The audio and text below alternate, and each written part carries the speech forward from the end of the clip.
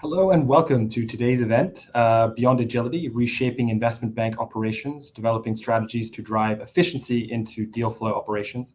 I'm Joshua Franklin, the US Banking Editor at the Financial Times, and will be your moderator for today's event. We're doing this webinar at a really pivotal moment. Although investment banks posted record profits last year and revenues during the pandemic, many are facing enormous organizational obstacles, scattered and burnt out workforces, complex digital transformation initiatives, turning around deal flows in a timely and effective manner.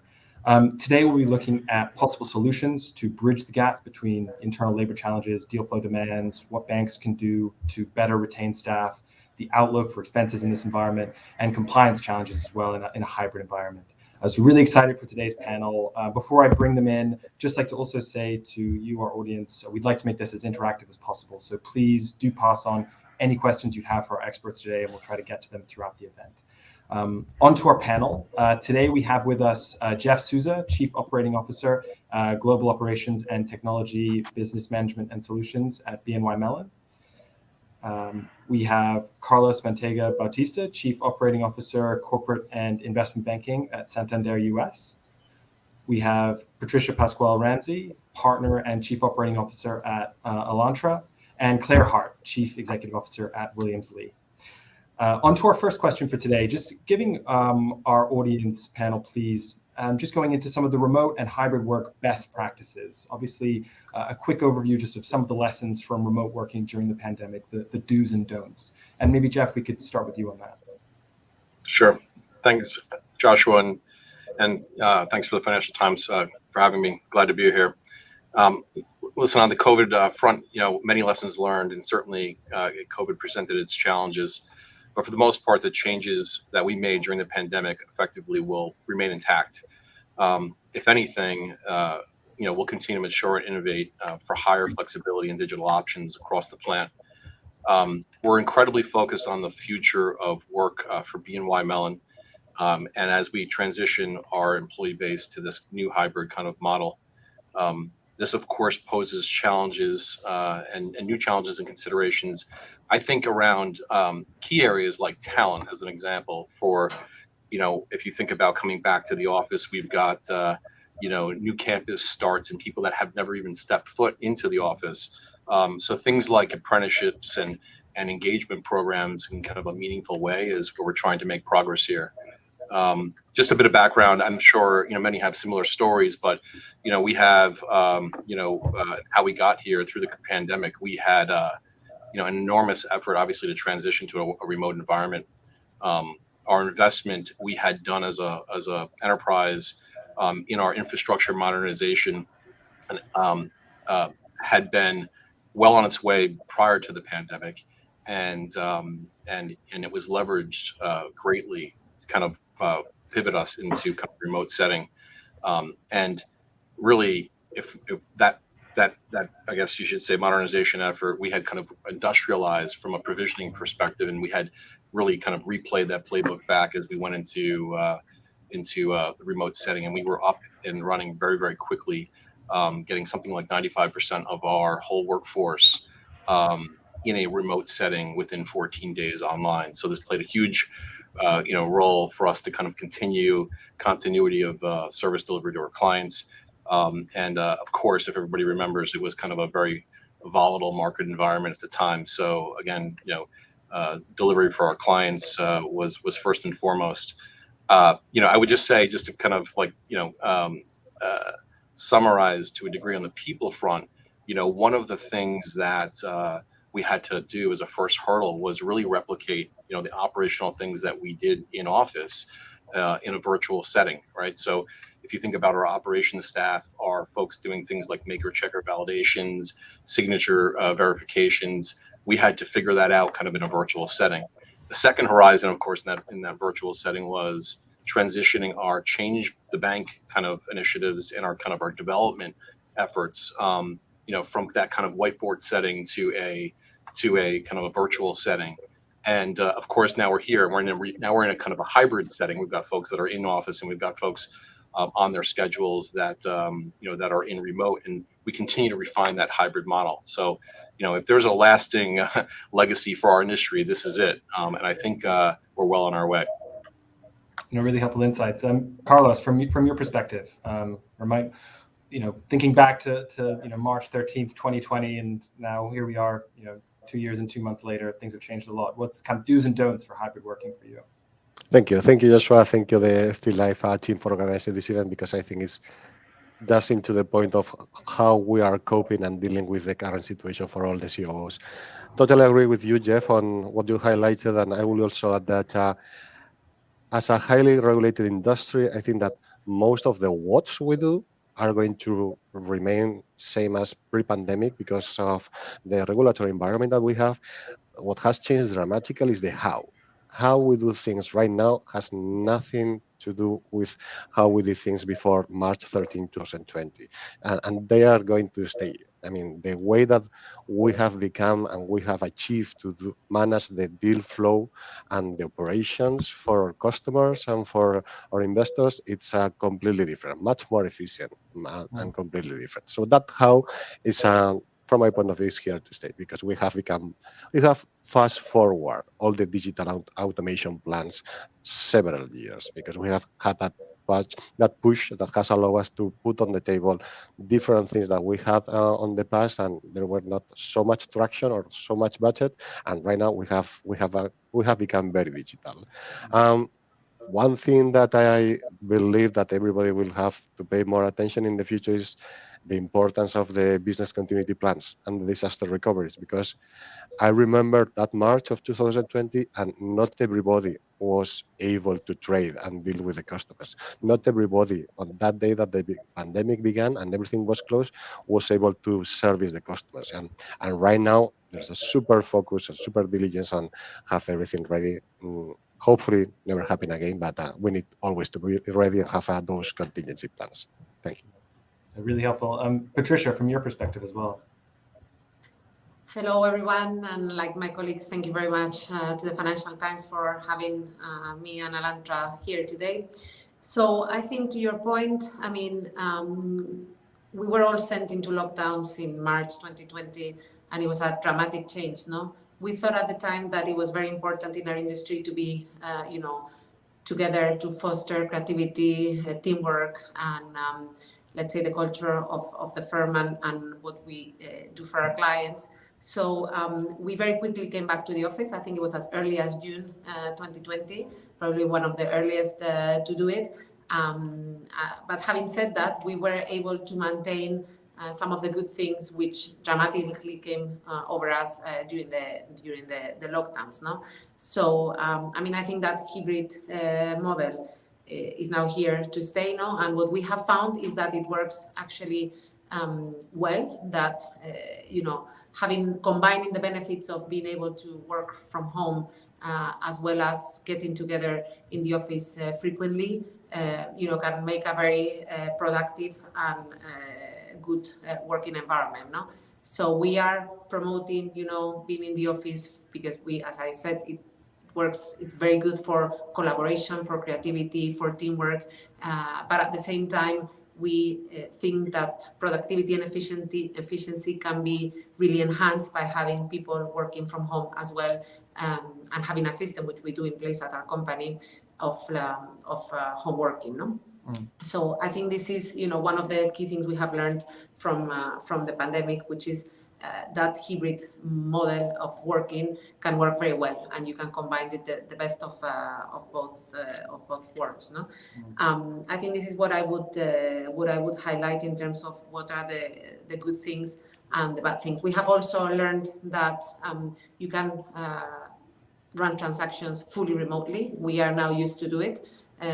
This can be done. Having said that, in the, let's say, new environment or post-pandemic environment, we are again combining the benefits of client interactions and interactions between our team and the clients with remote working for efficiency and running the processes more smoothly. So I think these are what, in my view, would be the let's say the best practices or the lessons learned from the pandemic, that we can have a hybrid model which is better for everyone. And I think some really interesting points there. And I think definitely on the hybrid model working well, that's definitely one we're going to circle back on later. But before we do, Clare, for your thoughts as well, just kind of the do's and don'ts of hybrid working. Sure. Thank you, Josh, and thanks to everyone for joining today's meeting. We're a little bit different because Williams Lea is an outsourcing company, so we provide outsourcing services to banking, professional services, and legal service firms. So we have 3 industries that we support, some of the most demanding industries in the world. And I think if someone had told me in December of 2019 or even January of 2020, almost all 2/3 of your employees will be working, and that's our 1,000 people in India and our people throughout the US, UK, EMEA, and Asia Pac, I would have said you're crazy. But I think the lesson we learned is how quickly we can mobilize and shift focus around technology as well as management and leadership, because this was a crash course in remote management and remote leadership. And I think to the executives in Williams Lea, it was a real credit to be able to make that shift, to still be able to provide the business essential services that we provide to our clients without missing a step. And then also to be able to provide the technology and chain of custody and MNPI assurance that our clients demand in terms of data security and data management. So we were able to do that. And I think it wasn't a surprise that we could, but it was a real life test of business continuity planning for our people that work in our onshore and our offshore centers. We have 6,000 employees, and about 2,000 of them remained on site with clients in their offices doing support work for the clients. And I think the learning there was resiliency. And I think we all learned how resilient our employees are, because I would often think, well, I was in lockdown and in a home office, there were people at the height of the pandemic that were still going into offices, getting on public transportation in many cases, and navigating through, all in the spirit of making sure that we continue to provide the service to our employees. So I think the real tests of resiliency, leadership, technology enablement, and business continuity were great lessons, and they're all going to be carried into the post-COVID world for Williams Lea. Yeah, and on that, Claire, just in terms of, you mentioned how things have just changed in unimaginable ways. 2.5 years ago, we couldn't imagine we'd be where we are today. Yeah. Just in terms of deal flow operations, obviously a lot is made of the shift to hybrid, but in terms of deal flow operation strategy, execution initiatives, how have they evolved, from December 2019 to today, beyond even just, the hybrid work environment? Yes, well, I know we're going to talk about talent in this discussion, but I think what we've absolutely seen is banks and professional services firms, as well as law firms, are really looking at how they're managing their resources in the context of, I'll say, the rainmakers, whether it's the bankers, the consultants, or the lawyers, and the people that support the business growth within the organization. So with the war for talent and with challenges around recruiting, we've seen a significant uptick in the willingness to outsource. And that comes to security, and we're going to talk about technology, I'm sure. But so one thing that we've seen changing is a definite increased appetite to outsource business support services, because the banks and professional services firms and law firms want to stay focused on the attorneys, the bankers, and the consultants, and all the things that are associated with recruiting and onboarding. So we've seen that. Management of deal flow is very interesting, because we all lived through it. We know what happened in terms of the volumes in M&A. So we saw that firsthand, because Williams Lea produces millions of PowerPoint presentations for the pitch books for investment banks and private equity firms and other financial services firms, as well as a lot of the presentations for professional services firms. So with all of the M&A activity, we saw a huge increase. And I would say the biggest message that we heard from COOs of investment banks and leaders in business services is, great, we got to keep going, we'll add more people, but you have to add technology. You have to add more technology. So I'd finish there by saying, I think that's a real focus area for the leaders in in investment banking as they're thinking about how do they drive efficiency. Yeah, absolutely. And Carlos, I also want to pick up on something that you said as well, because I think you put it really nicely with your point that saying the what isn't going to change, it's just the how. And in that how, and especially with the move with all the technological changes we're seeing, and especially the move to hybrid working, is the how as productive as it was before, versus, being 100% in the office versus being hybrid? Are things being lost? Are things being gained? What's your thoughts there? So my view is that it's and based on the fact that we have is much more higher the productivity and much more efficient. Definitely, there's no question about that, because with that push on the digital transformation plans that all of us have gone through, and it's super aligned with the strategy that we follow, that I will share with my stakeholders. That is, in order to be digital to our customers, you need to be digital inside you. I mean, you cannot just put in your annual memory or in your website that you are a digital bank or you have a digital process. You really need to digitalize and automatize your internal processes, because if not, the only thing that you have is just a front end, an application, a website, but afterwards there is nothing real. There is nothing that is really automated. So that's the key point. Although all that automation has allowed us to liberate bandwidth of our teams, and we have shifted the focus of the people for more control and monitoring, and to be able to trade more volume flow. So volumes that we are dealing right now are around 30-40% higher than we had in 2019, 2020, and in CIB's US Santander.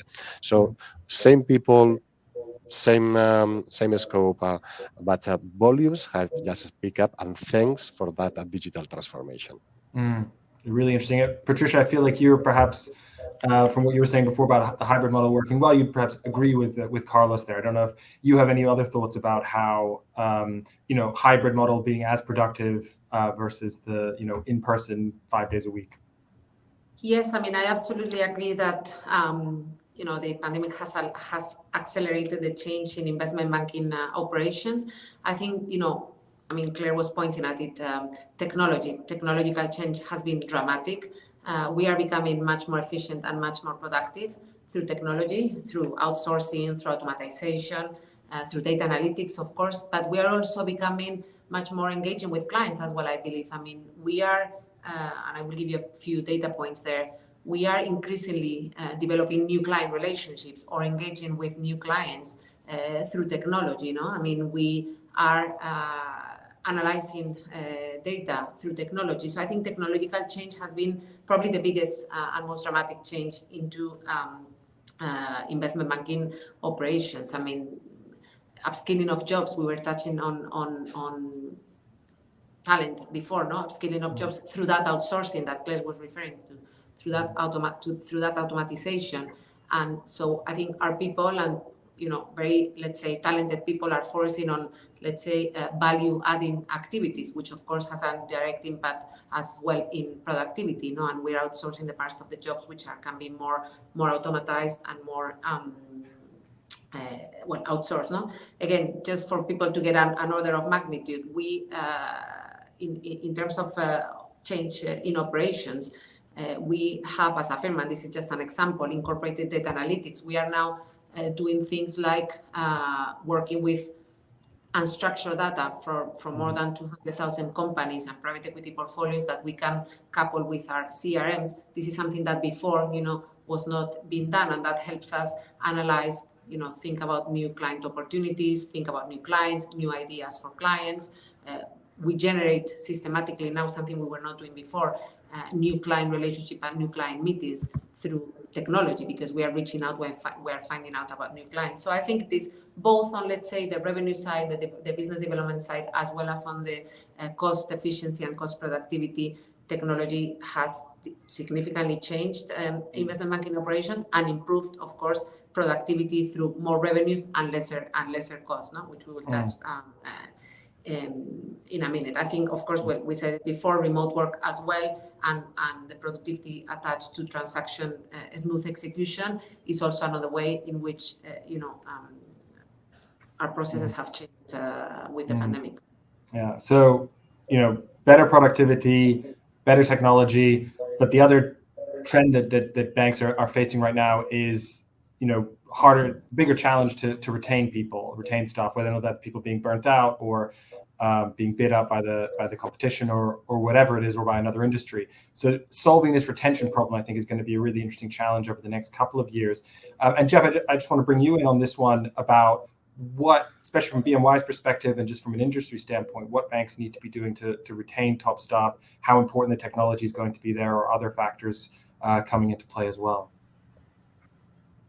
Yeah, so that's a good one, and one we kind of pay attention to a lot over here. I think when you look at, I guess, the broad investment banking, I guess, kind of, in financial institutions, there's a variety of products and services that our folks are doing. Of course, BNY Mellon sits kind of in the trust space, doing things like, custody and payment solutions. But one thing that we have in common across the bank is that traditionally, there are really kind of two ways you can kind of enable, solutions. And of course, that is through technology and through people. And historically, there's been more of a heavy reliance on people, which has created manual processes, of course, in many organizations. So, I would venture to say there's probably hundreds or even thousands of these types of manual processes, penetrating most organizations. I guess when you think of it, it's fairly staggering. So, automation and focus on that is something that we've been maniacally focused on. Of course, enabling further STP for our clients, and just kind of reinventing some of the process flows that we do. So back to your other question, I guess, on automation specifically and how that kind of plays into, retention and better solving solutions for our clients. I guess if you were to think about employee retention, automation kind of enables us to shift the value chain of the individuals, I'd say, kind of towards the left, kind of allowing them to focus on their expertise, and they can provide that to clients, I guess, more in a kind of an advisory capacity, in lieu of actually kind of doing the manual process itself. And we can, of course, take on more business, with that, so we get more scale, and we unburden, I guess, our folks to ultimately better serve our clients. It works both for our people and for our clients. And automation can be used to solve, of course, other problems, that come along with increasing capacity to do more and more things for our client base and our solutions overall. I'd say, just an anecdotal example, I guess, if you were to just think about our fund accounting and cutting NAVs, we've got, of course, folks that are focused on providing that service to our clients in a resilient way. As we kind of automate some of the processes around that workflow, it allows those same fund accountants to provide more insights into their respective clients for them. So again, on retention and the balance of kind of client experience is where we see the benefits. Really helpful. Clare, I don't know if you want to have any thoughts on the retention question that banks are facing right now. Yes. What we've seen with our clients is basically their focus on the core strategic roles in the organization and outsourcing some of the business support roles to a company like Williams Lea that can handle administrative, secretarial staff, that can handle business presentations, pitch books. And then I think the other piece is with the volume, and just picking up on Jeff's point about automation, there have been two key areas that we've been focusing on as it relates to talent. One, because it's not as easy to get people today as it was pre-pandemic.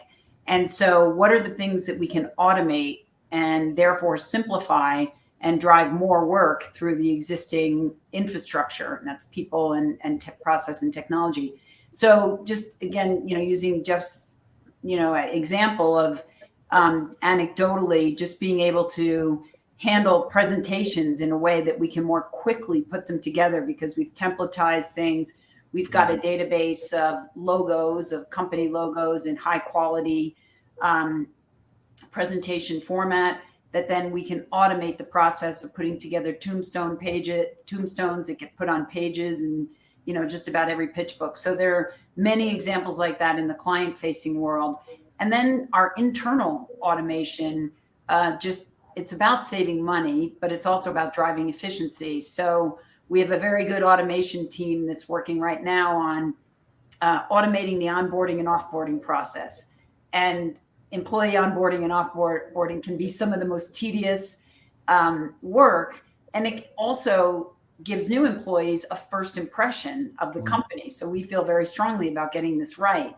And so we're automating a lot of the tasks that occur in this process to streamline it. And again, picking up on Jeff's point, then our employees are moving to the left, higher value services, and the things that are more routine and repetitive, we're applying, automation technology and machine learning to just move them along faster and move the resources to higher value services.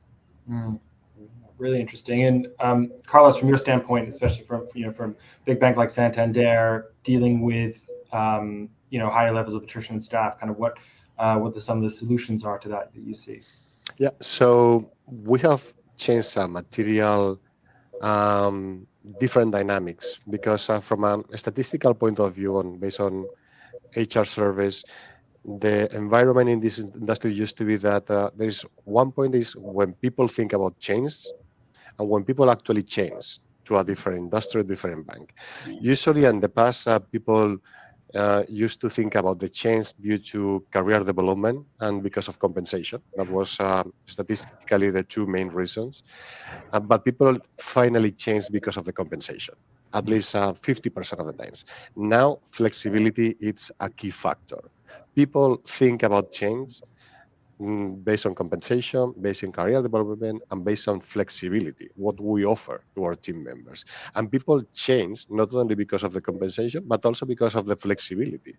So it is critical for us to have a very good employee value proposition, so that we can foster the engagement of our employees at Santander, and we can put on the table something that makes good conditions for our team members at the same time that we deliver value for our customers or investors and the communities where we develop our activities. So that's a material that has changed dramatically how HR and managers have to deal with this situation.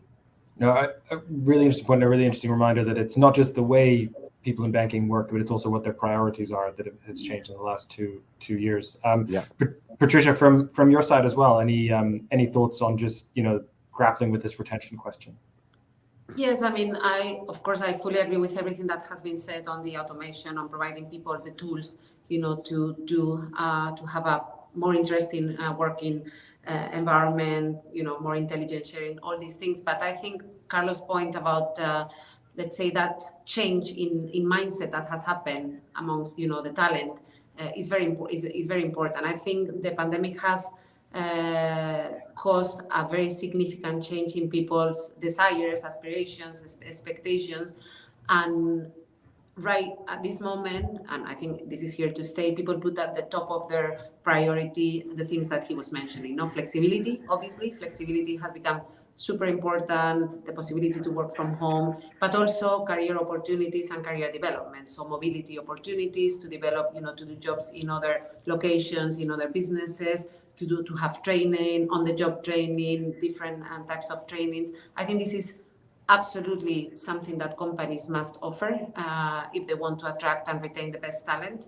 And we, for example, have introduced one day per week flexibility policy in our company, which has been very well received. But also, I believe that something which, in our case, we can do because we are a mid-market firm, an entrepreneurial ecosystem, an ownership culture. I think people are looking for very dynamic environments, for very entrepreneurial environments where they can develop projects, ideas, let's say in the era of technology. So I think those dynamic, challenging environments, entrepreneurial environments, are also something that people are looking for, where they can develop ideas, projects. So I would say that, let's say, this compelling offering of career opportunities, development, and flexibility alongside dynamic environments, and of course the upskilling of the jobs, are let's say, the things that we are really, we really need to offer to the talent to retain it and to attract it. I want to bring in one of the questions from one of our audience members, and this is just to the whole panel. So feel free to step in if this is something you want to take a bite at. This person asks whether or not all banks are reducing their physical footprint and where these funds will go to, and they ask if that could go to cyber. Yeah, I mean, I'm happy to hop in, Joshua. I mean, I think we've of course, like many folks, have just focused on the realities of your physical presence and how the future of work model can be best optimized. So we as a firm, of course, are looking at that, and to the degree that there's any financial, I guess, favorability or benefits to that, we've got a variety of investments. I would just say on the cyber front, it's been a persistent one. As a significant financial institution, we've prioritized cyber as one of our major investments. Yeah. And for the other panelists as well, in terms of shrinking that physical footprint in a hybrid environment when you don't have people coming in 5 days a week, if that's something that you think we'll see more of in the next 5 years.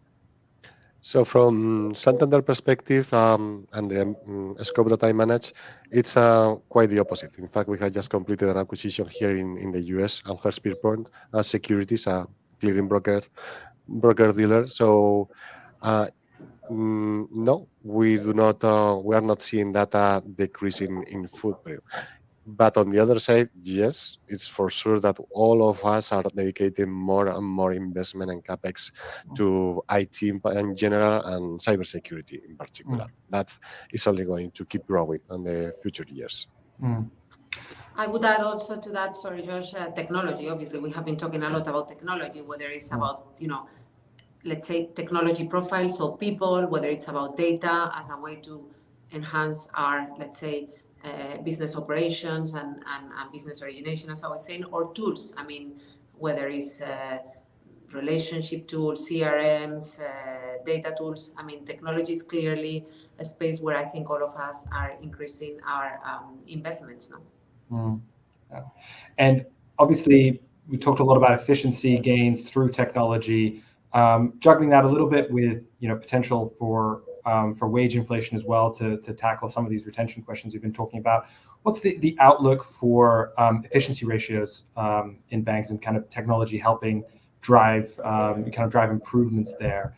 Claire, if we could maybe hear from you on this one.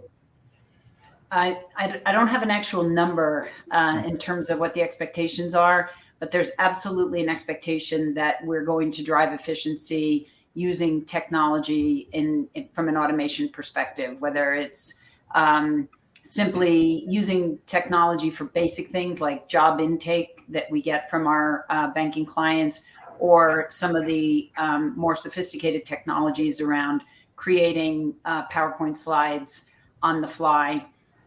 Also, just in the administrative support areas, helping our clients with some of the expense management, the tools that they're using consistently, as basic as Concur, but getting consistency around compliance with internal guidelines for travel and expenses, travel and entertainment expenses. So I think we're going to continue to put pressure on ourselves. We've made investments this year because we know we have to. Every company has to be a bit of a technology company.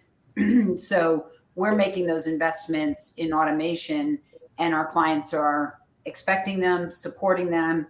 It's changing business models, from a commercial model perspective because of the technology enhancements, but it's an absolute. I think metrics will come with it, Josh. I think it's still a little early for our internal investments in AI, where we have metrics, we have financial targets that we want to meet, and in order to continue to invest in this area. Just one fine point on the cyber piece, and the question about is everyone investing more? I think the answer is yes, and certainly from a Williams Lea perspective, because of the clients that we deal with, assurance that we have all the audit and security capabilities, and that we have cyber well in hand, so that when we're talking to clients or prospective clients and going through audits, we can clear the info security hurdles. I think it's a gate opener today in business. And Jeff, from your standpoint as well, especially around technology and improving efficiency in banking, and also some of the other, the headwinds against improving efficiency that we're seeing, kind of how that's going to shake out in the end. Yeah, I guess I'd say that tech has always been a multiplier by allowing us to safely and responsibly take on, I guess, increasing volumes and business. Automation of the assets, to be onboarded quicker and service our clients more effectively by removing the headwinds, created by manual processes I mentioned earlier, is kind of the theme. I would just say that, historically coming back to this point, I guess, banks on the efficiency side, have crutched to, the typical kind of labor arbitrage across different markets. And those kinds of approaches from a location strategy. Of course, that's not something that we don't focus on from a diversity across the globe perspective. But we are very, very, very focused on, I guess, technology automation. And I think if you kind of just think about it a bit, if you were to peer back 10 years ago or so, just thinking about some of the technologies we were reading about, we're implementing them now, from machine learning and artificial intelligence and rules engines that basically kind of auto apply to our process flows. So coming back to this point on clients, again, that gives a better client experience, that gives better opportunities for us to scale and handle those headwinds from an efficiency standpoint.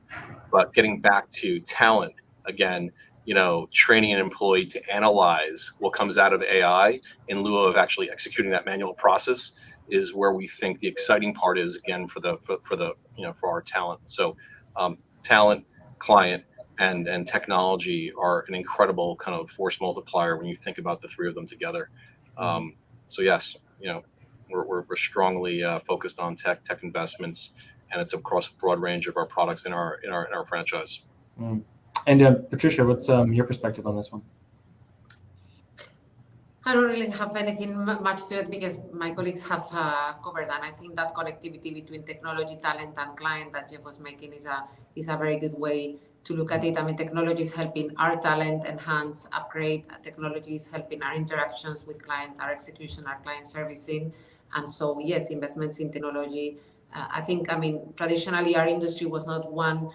On the execution side of things, yes, on the cyber side, but more on the client experience, so to speak, was not something that had been put at the forefront previous to the pandemic, or not as much as we have realized that we should do it, because it gives us all a lot of power. And I think if we are to have this, in a couple of years or 3 years, we will be amazed by the transformation that technology, data, artificial intelligence, machine learning are bringing to our business models, and our jobs. Yeah. Carlos, anything from you on technology driving efficiency? Yeah, just 2 comments, because as Patricia commented, I totally align with my colleagues. Key difference from a talent perspective is more and more we look for tech-savvy people. That's a given, because all that bandwidth that we liberate with the technology is to be dedicated for more control and monitoring. As Jeff was commenting, we're shifting from pure execution for talent to a monitor, interpretation, and assessment and decision making of the information generated by the IT systems. That for sure. And from the efficiency point of view that we were commenting as well, in the end, efficiency is a ratio. So if only with inflation you are going to have more cost, and I think it's on the comments and questions is a topic has repeated a few times.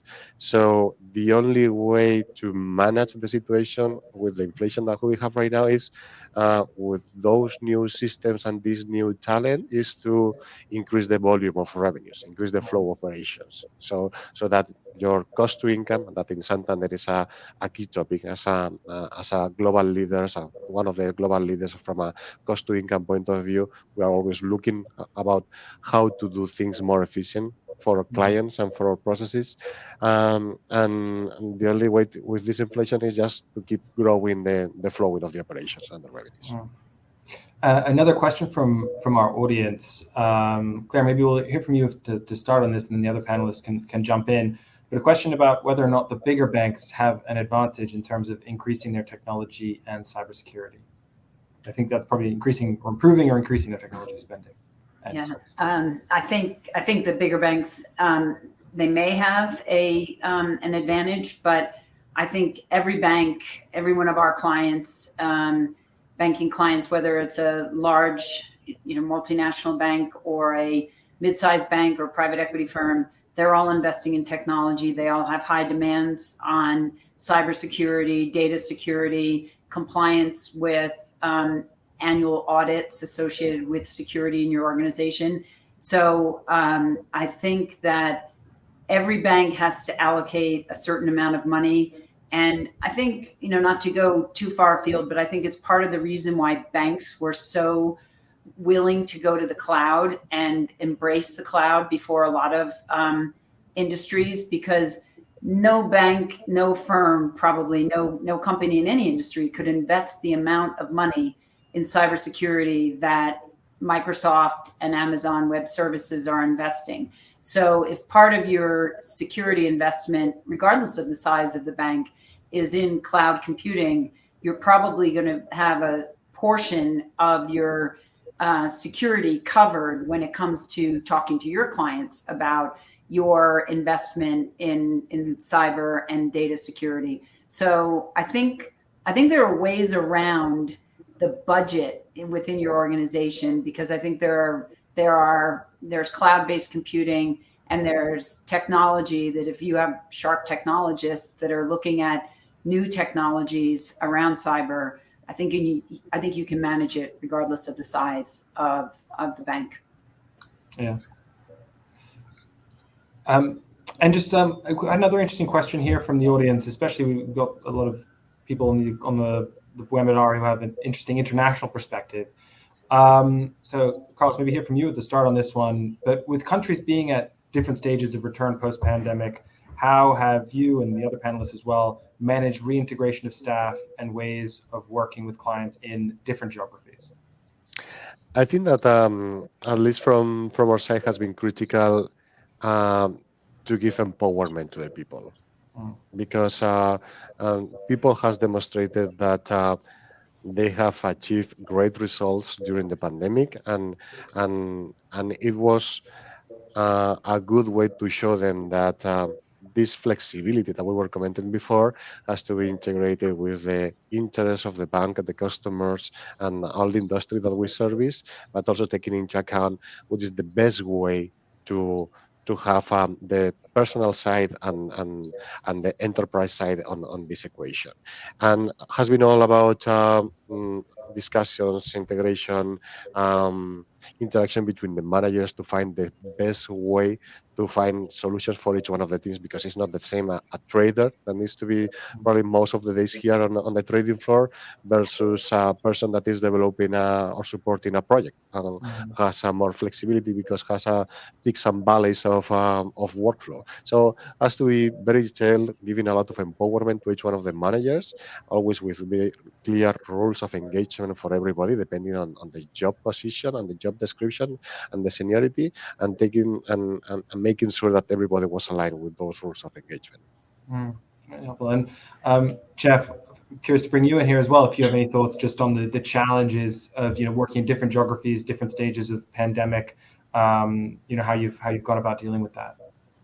Yeah, I think again, coming back to this, sitting around the conference room table and kind of a whiteboard, I think to the degree that we now have active collaboration channels that have kind of matured over the pandemic. I think people have gotten used to them. We've got an ability to quickly spin up a phone call right on our mobile device, through our communication channels that I think traditionally people were using, their hard phones, et cetera. And so I think that folks are in a more nimble kind of state and agile state. And I guess even kind of tying back to your prior question, I think in regards to, do big firms have advantages over small firms in terms of technology investment. I mean, I think technology investments is definitely an interesting metric and probably one that does favor larger banks. But I think this concept of agility is very, very important, and one that maybe larger banks actually can struggle with if you're not in focus of keeping the your development practices and your engineers very close with your businesses and keeping an agile kind of mindset. So just a little bit of balance there, and I think one that we continue to focus on. Big banks and agility aren't two things that people always associate with the other. So I think it'll be interesting to see how that plays out. And you touched, Jeff, on the point on collaboration tools and the increasing importance of them. And Patricia, I'm curious from your perspective, how you've looked to use collaboration tools. What are the most important things, the things that haven't worked that well, the things that have worked well, and the lessons in the 2 years of using them so far? Well, I think now, collaboration tools is everyday business. No, people are so used to working on, whatever collaboration tool. You were asking about how our international different teams in different locations have worked, around the globe. Well, I think using collaboration tools, being, very connected, being, let's say, online and having permanent connectivity, whereas between the teams or with the clients. So I think everyone now is used to working with collaboration tools, with mobile devices, being available. It has become, of course, very efficient. So this is one of the things, of course, which has come from the pandemic or with the pandemic and which is here to stay. No, having said that, we are trying as well and actually doing, getting people again on the road as well. For the important client meetings, traveling to, across countries also. Our talent, for example, is doing so for physical trainings, getting together. We believe that it's good to have the right balance and the right mix between using, let's say, technology as a way to do business and to communicate with clients and internally, and also being physically present with clients and between, people for important meetings, for the culture of the firm. This is also something that we are promoting. No? Yeah, absolutely. And sticking with the theme of technology, another question from our audience, and Claire, I'm curious for your thoughts here. Do you find your clients are up to date with your technology? I wish they were, Josh. I think some are very, very up to date with it. And it's not only our clients. I think actually our employees have to embrace our technology. We have a technology called Engage, which is a workflow tool, a data warehouse, and a digital dashboard to tell clients the value they're getting from their program with Williams Lea, the utilization rates of the employees that are dedicated to their account, who's making the requests by person, by office, by region. And it's just been 2 years now that we've rolled it out, and 50% of our clients are using it, and they are getting the value, but we still have the other half of our client base to get there. So I think we all have to sort of keep, and I hate it, but it's crawl, walk, run. You have to sort of start with the people that are going to be the most aggressive in terms of embracing change, as Carlos has talked a lot about, have to be ready to embrace change. And you go with them first, and then you just work your way through. But it's like everything, it does take time. Yeah. And very last question, since talent retention was such a big topic for this, I don't know if anyone wants to jump on it. The top 3 reasons for staff attrition that we're seeing in the industry today. I think we touched it before. Compensation, career, flexibility. As of today, that's my view. Yeah, I totally agree. Yeah, CCF. That's what everyone needs to focus on.